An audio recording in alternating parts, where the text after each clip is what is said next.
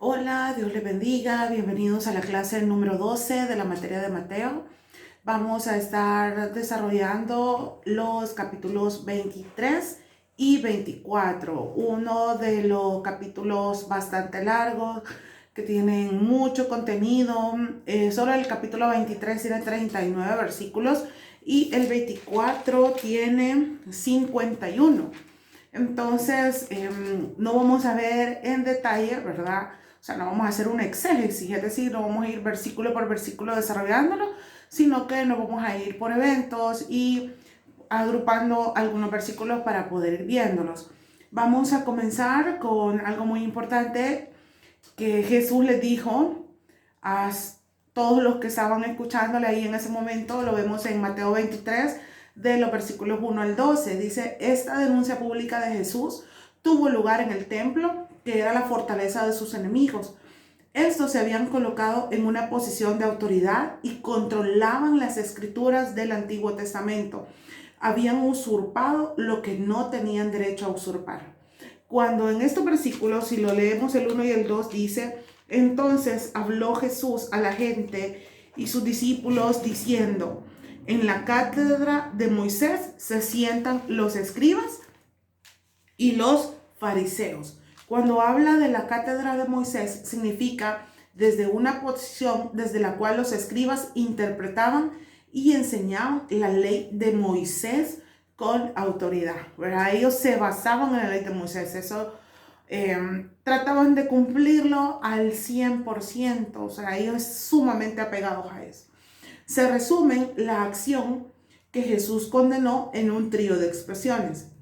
Hacen reglas difíciles, se les decía, las imponen a otros y no las guardan ellos mismos. Yo creo que esto es muy similar a algunas iglesias que son muy estrictos, o sea, al igual que los escribas y los fariseos, ¿verdad? Imponían reglas difíciles, hacían las reglas difíciles, las imponían, pero ellos no las cumplían. Entonces, ponían esa carga a otros que ellos tampoco llevaban. Dice, luego habla en el siguiente versículo, dice,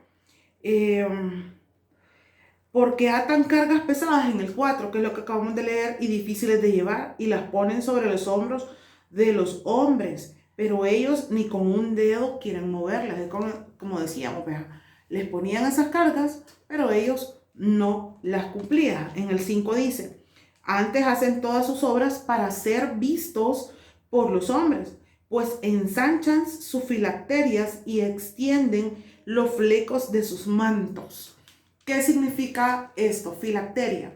Era una cajita de cuero dentro de la cual se colocaban 4 textos bíblicos sumamente importantes hasta ahora en día para el pueblo judío.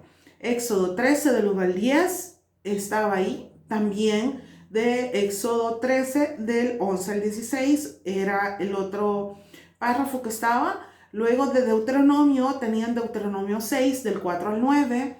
Y también Deuteronomio 11 del 13 al 21. Eso estaba guardado en eso.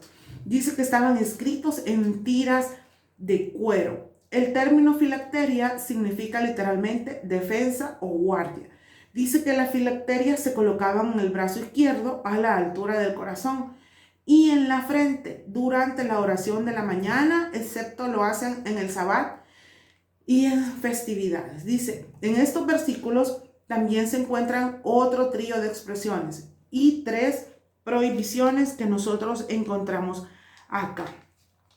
Y eso lo vemos a partir del versículo 8. Pero vosotros no queráis que os llamen rabí, porque uno es vuestro maestro el Cristo y todos vosotros sois sus hermanos.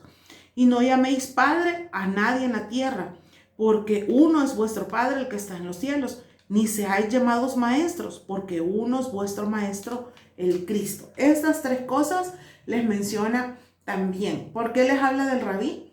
Significaba para el pueblo la autoridad final en cuanto a la interpretación de la ley. Por eso les decía, no se hagan rabíes. No llamen padre a nadie en la tierra. El término padre significa el que engendra vida.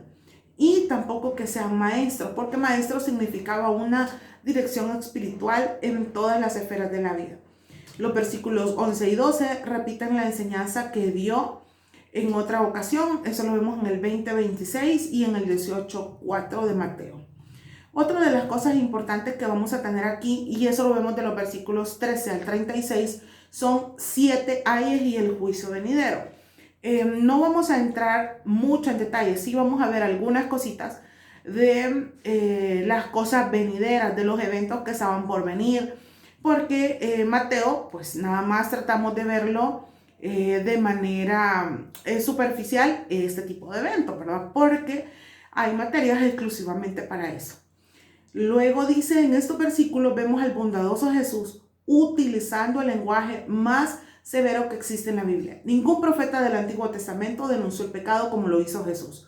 Muchos tienen en la actualidad una impresión equivocada o incompleta de Jesús, porque es cierto que él ama a los pecadores y que murió por ellos. Eso es algo irrefutable, eso así es, no hay ningún cambio.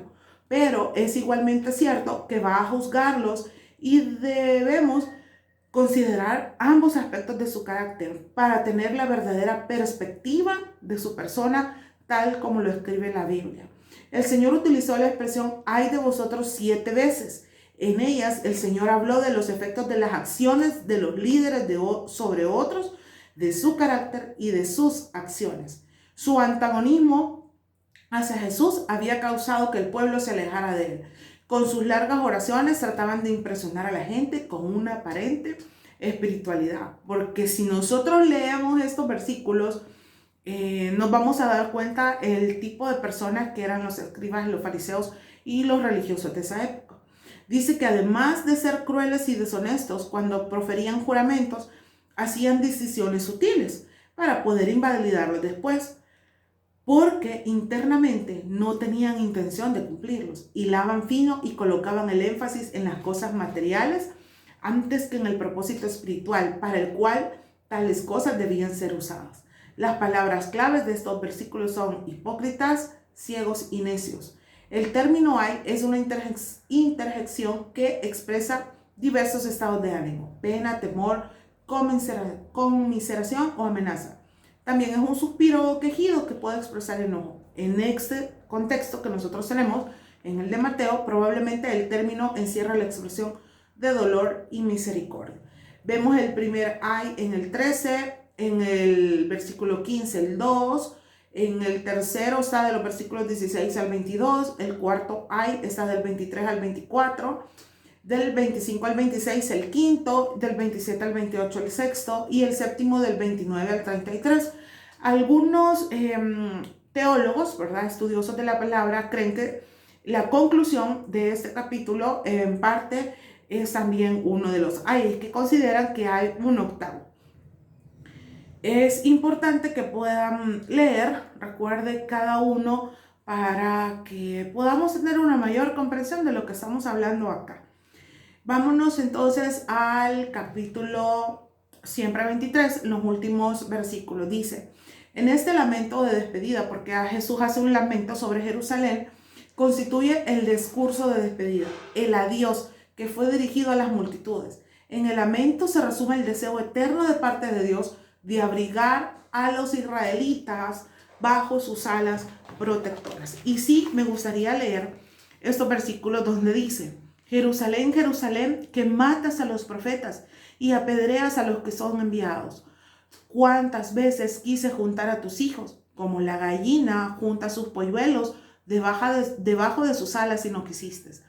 El versículo 38 dice, he aquí vuestra casa os es dejada desierta, porque os digo que desde ahora no me veréis, hasta que digáis, bendito el que viene en el nombre del Señor.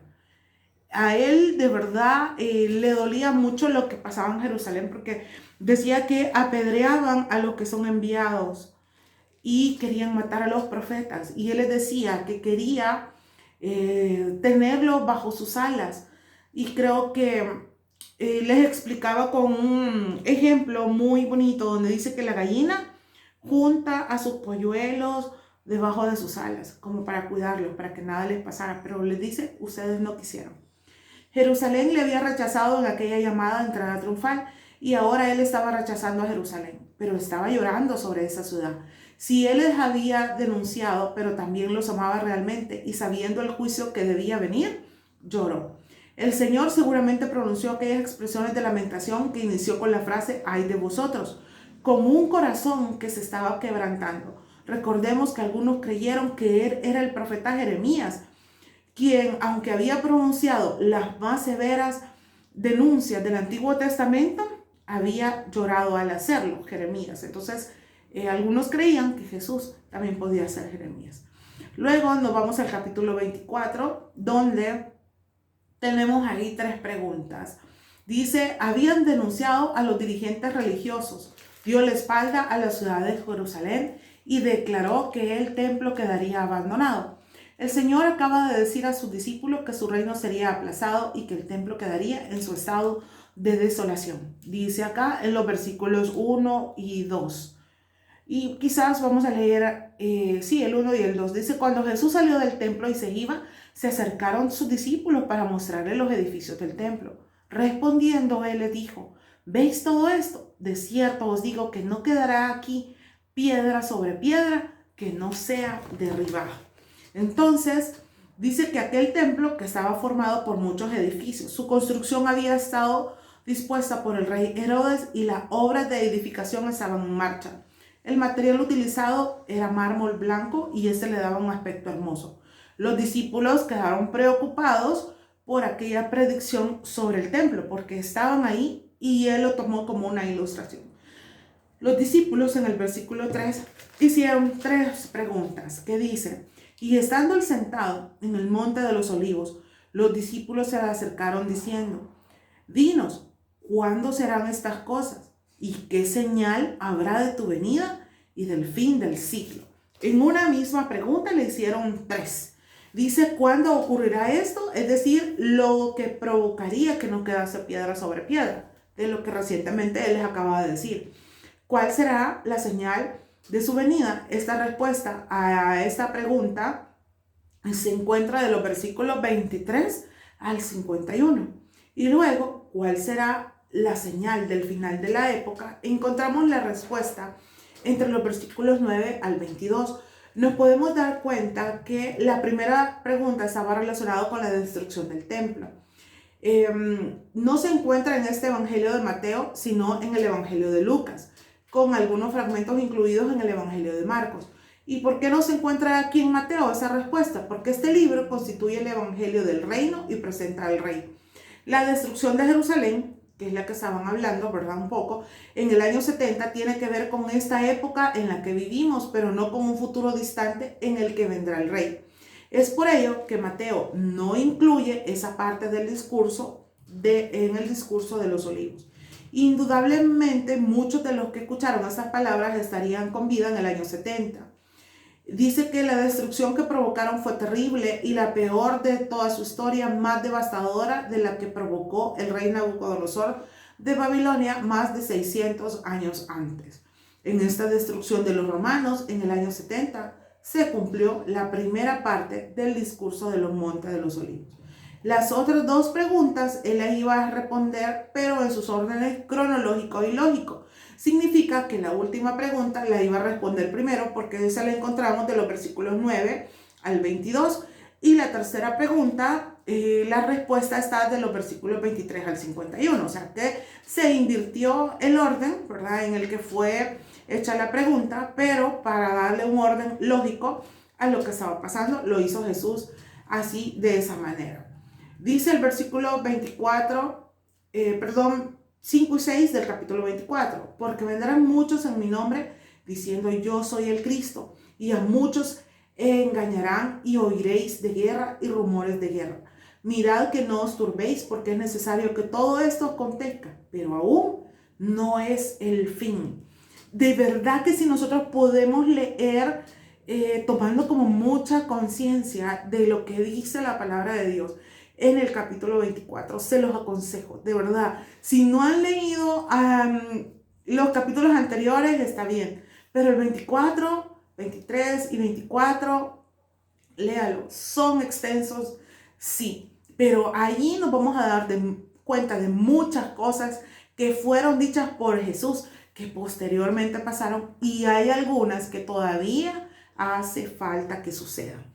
Dice acá, esta proliferación de jefes de sectas, lo que acabamos de leer, es una de las características de estos tiempos hasta que llegue el fin. Aunque cerca del final de la época aparecerá un anticristo, es decir, alguien que se opondrá a Cristo, instituyéndose como única autoridad hasta que venga el Señor de este lugar santísimo de los cielos a la tierra y resuelva los problemas.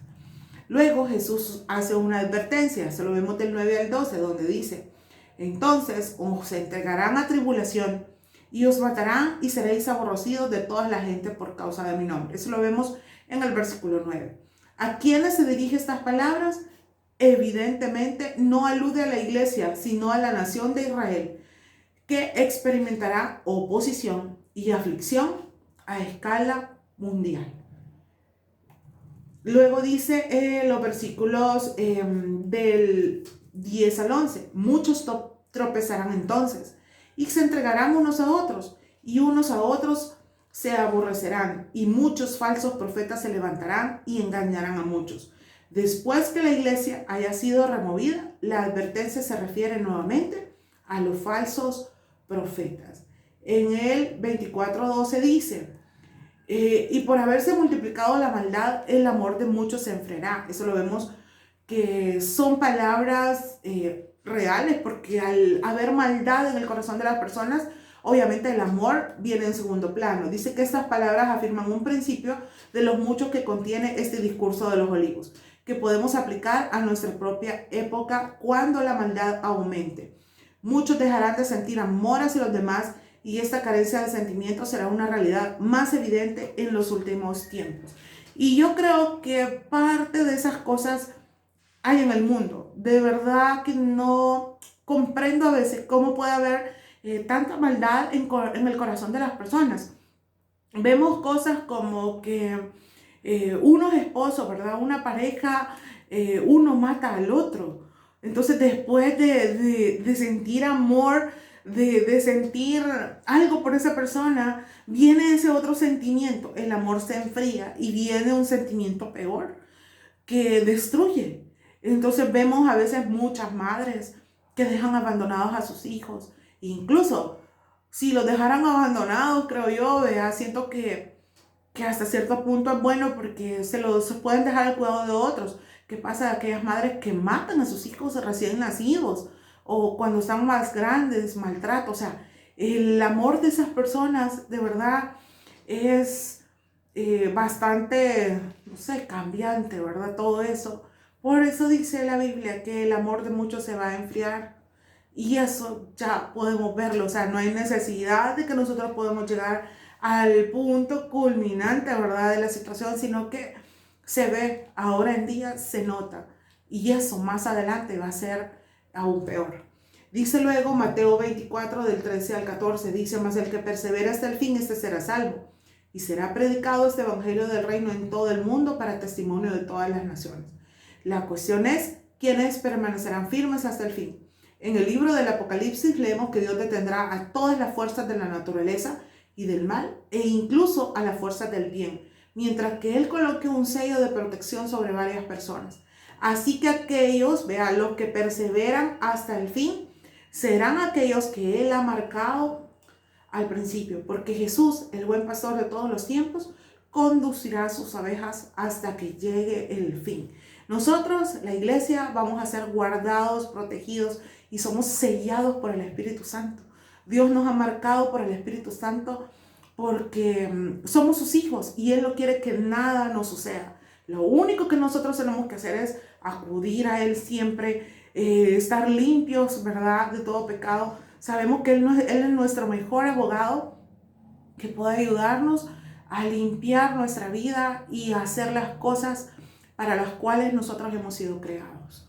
Luego tenemos de los versículos, del 15 al 21, Jesús describe la destrucción de Jerusalén y dice que en este pasaje el Señor se estaba indudablemente refiriendo a la segunda profanación a la cual aludió el profeta Daniel en el Daniel 12:11, que puede constituir una estatua o imagen del anticristo que será instalada en el templo. durante el periodo de la tribulación, el templo será reedificado y la nación de Israel se encontrará nuevamente en Palestina. Evidentemente, el Señor estaba hablando del templo y no de la iglesia, porque la iglesia no tiene un lugar santo. Entonces, los siguientes versículos que nosotros tenemos acá, del 16 al 20, dicen: entonces los que estén en Judea huyan a los montes, el que está en la azotea no descienda para tomar algo de su casa, y el que esté en el campo no vuelva atrás para tomar su capa. Mas ay de las que están en cinta y de las que críen en aquellos días. Orad pues que vuestra huida no sea en invierno ni en días de reposo. Aquí se pueden ver advertencias que refieren a las personas que se encuentran en una zona específica de Palestina. Hay instrucciones concretas para aquellos que trabajando en la agricultura se encuentren sembrando, para que no regresen a recoger su ropa y huyan cuando se enteren de que se ha producido la profanación del templo. También se ve una preocupación por las mujeres en una época poco apropiada para tener hijos. Probablemente, dice, en este periodo habrá una explosión demográfica. En nuestro tiempo, algunas zonas de la tierra ya experimentan una superpoblación, lo cual podría ser evidencia de que nos aproximamos al final de la época. Dice, porque habrá, en el versículo 21, porque habrá entonces gran tribulación, la cual no ha habido desde el principio del mundo hasta ahora ni la habrá. Con la expresión gran tribulación, Jesús se refiere evidentemente a un periodo de aflicción único, más intenso que ninguno en la historia pasada y que tenga lugar en el futuro. No vamos a entrar en detalles hablando acerca de este tema porque se ve en otras materias profundamente. Luego dice los versículos 23 al 28, dice que Jesús advierte a no creer en los falsos cristos y los falsos profetas.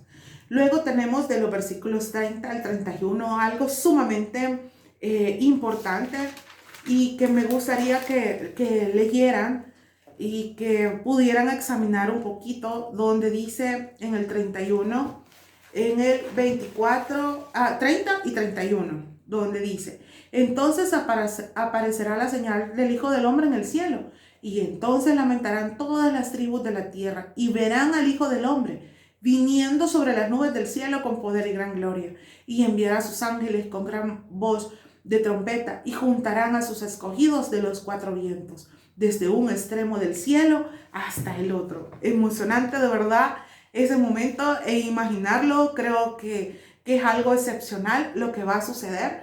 Dice que Jesús, ¿verdad?, va a venir de la misma manera en que Él se fue. Es una forma visible, una forma evidente a todos, y vendrá con poder y gloria y acompañado de sus ángeles. Aquí está cómo va a ser. No sabemos día ni hora, pero sabemos cómo lo hará. Estas señales serán suficientes, lo vemos en Mateo 24, del 32 al 36. La analogía de la higuera ilustra el hecho de que habrá señales suficientes para anunciar de antemano la proximidad de la invasión romana. Luego dice, aun cuando la temperatura es fresca en primavera, la higuera anuncia la proximidad del verano para que sus ramas sean tiernas y tengan brotes verdes. Y luego tenemos la venida de Cristo. Lo vemos del versículo 36 al 44. Está anunciada y es segura. Y eso es lo más importante. Día y hora no lo tenemos, pero que sí va a pasar, sí va a pasar. Pero solo Dios sabe cuándo será. La venida de Cristo debe ser un motivo de preparación. Los cristianos debemos prepararnos, fortaleciéndose para enfrentar cada situación, ¿verdad?, adversidad. Advertidos estamos de los falsos mesías y los falsos profetas, anunciando el evangelio mientras hay tiempo. Y luego hay dos ilustraciones más en Mateo 24, del 42 al 51. Creo que Jesús dejó esto en su palabra porque quiere que nosotros estemos siempre atentos a lo que Él dice, a lo que nosotros podamos aprender de su palabra, a que eso pueda darnos ánimo a nosotros para saber que un día vendrá por nosotros. Y para mientras, hagamos que otros conozcan del Señor. Gracias por llegar hasta acá. Dios les bendiga.